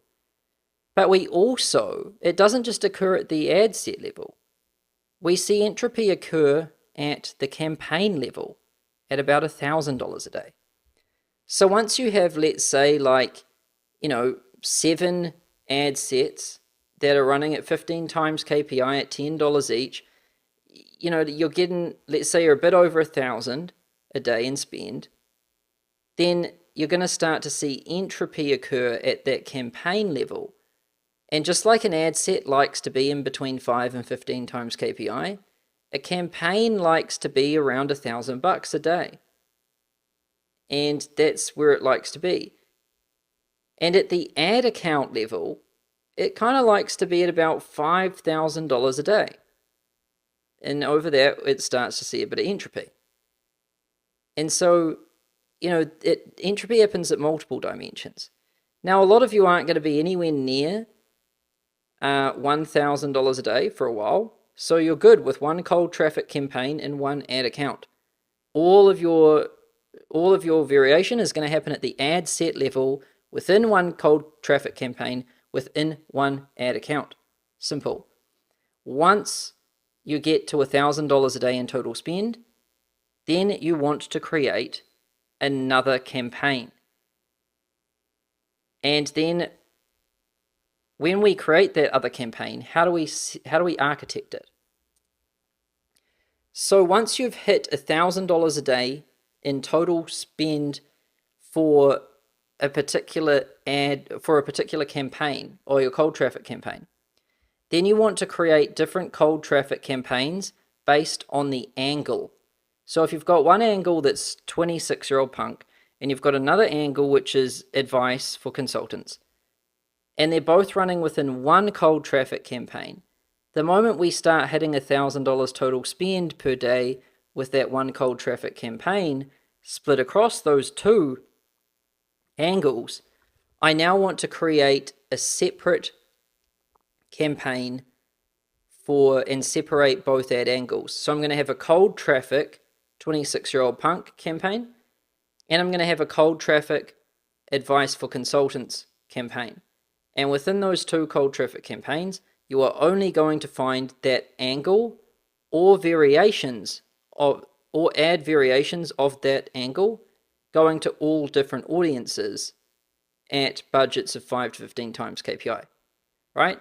But then the moment we start, let's say we then have 5 ad angles, like 5 different ad angles, all at $1,000 a day in spend for cold traffic, and within those campaigns, 5 campaigns, they consist of 7 ad sets at 15 times KPI at $10 cost per lead. So they're all at about 1,000. So the ad set level is at its knife's edge efficiency. We can't exceed that. The campaign level is at its knife's edge efficiency. And now we've run out of room in that ad account. It's at its knife's edge efficiency. So only at this stage that we have 5 angles within there we have 7 ad sets at 15 times KPI, and we're spending $1,000 a day in cold traffic across 5 angles. Only at this point now do we consider creating a new Facebook ad account to start load balancing across another dimension. And this is what I mean by decentralized architecture. We build based on the parameters and the thresholds of the system. And lucky for you, I already know what all of those are. And then I just tell you how to architect it, right? It saves you maybe 5 years. So congratulations on saving 5 years and millions of dollars in 2 minutes. So you know not to take ad sets past 15 times KPI. You know not to take spend past $10 per 10,000 on cold. You know not to take spend past $50 per 10,000 on warm. You know you can take spend on hot retargeting as high as you want until you start seeing entropy yourself. And then you know to not have a campaign exceed about $1,000 a day before you have to start splitting it out. And then you know not to have an ad account really exceeding $5,000 a day before you have to start splitting it out. This is the architecture. And so what you end up happening is when you get up to massive scale, you end up with multiple ad accounts. And how you separate ad accounts is by the traffic type. So I can show you ours. Like we've got all sorts of different ad accounts. And you can see we just call them consulting.com1, all of these different things. So you know, if I find the consulting.com #1 account, where is this little thing?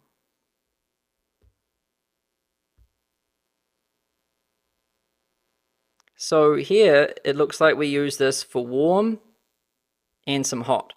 So this is like a warm retargeting campaign, right?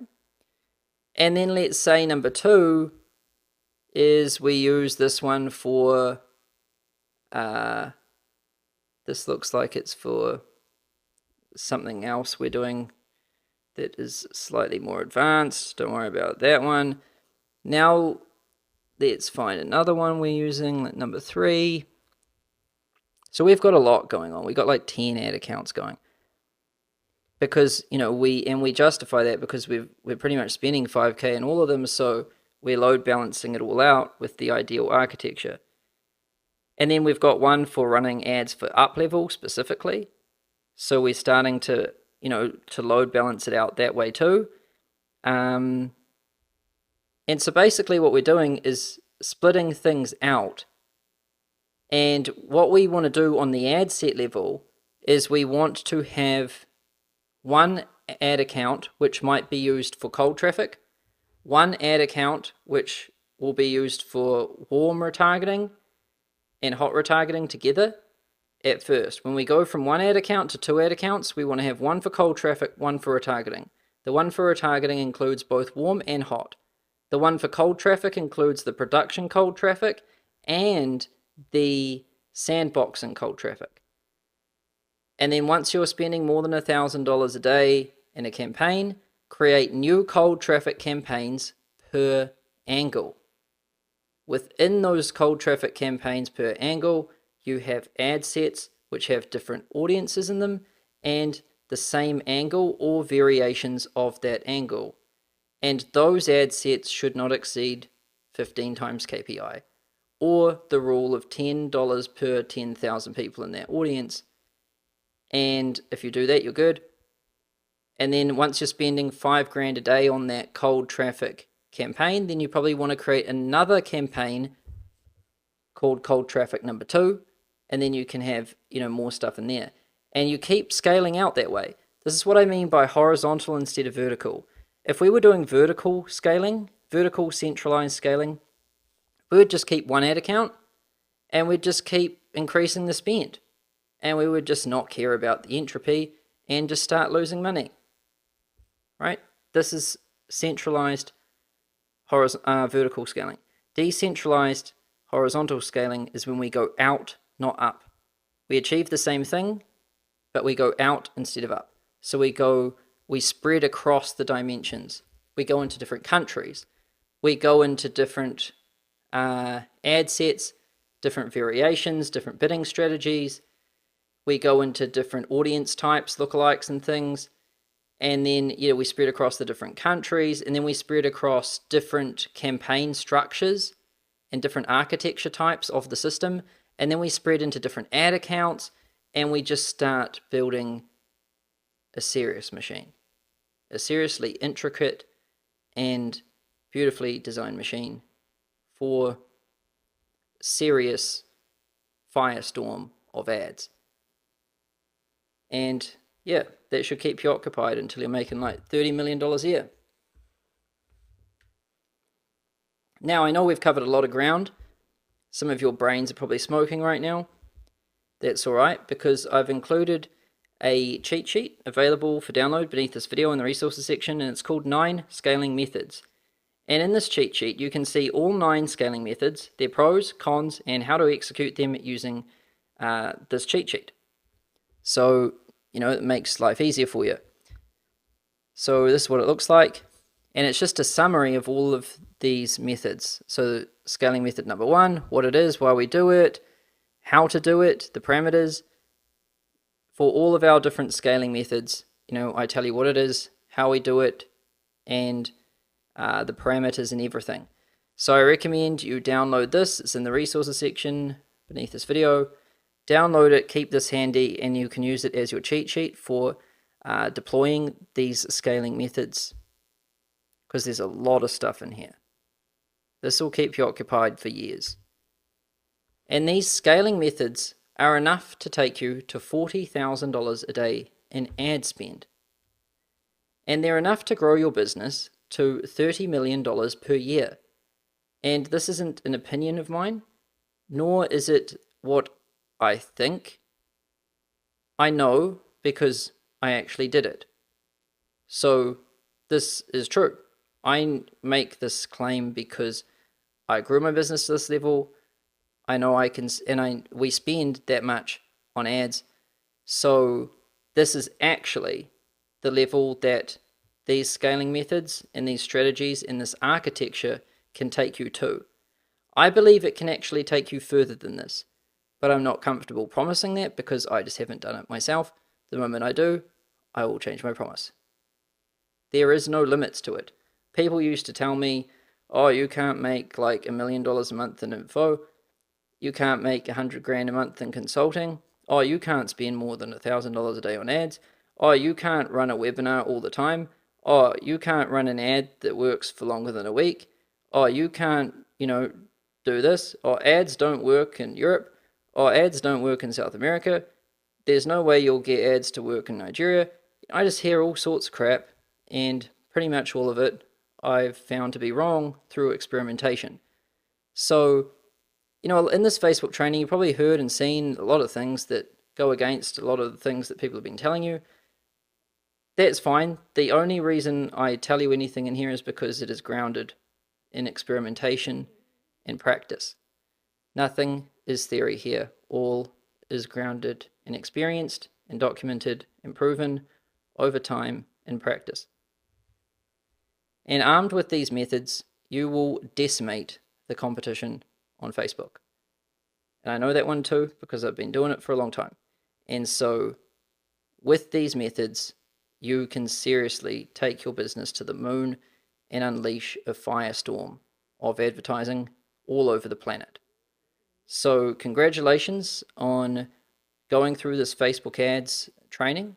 It's been pretty intense. We've covered a lot of stuff. And this scaling video really just adds the cherry on top. With these methods, you can really scale anything to massive levels. So thanks for watching this training, and I look forward to seeing you in the next one soon.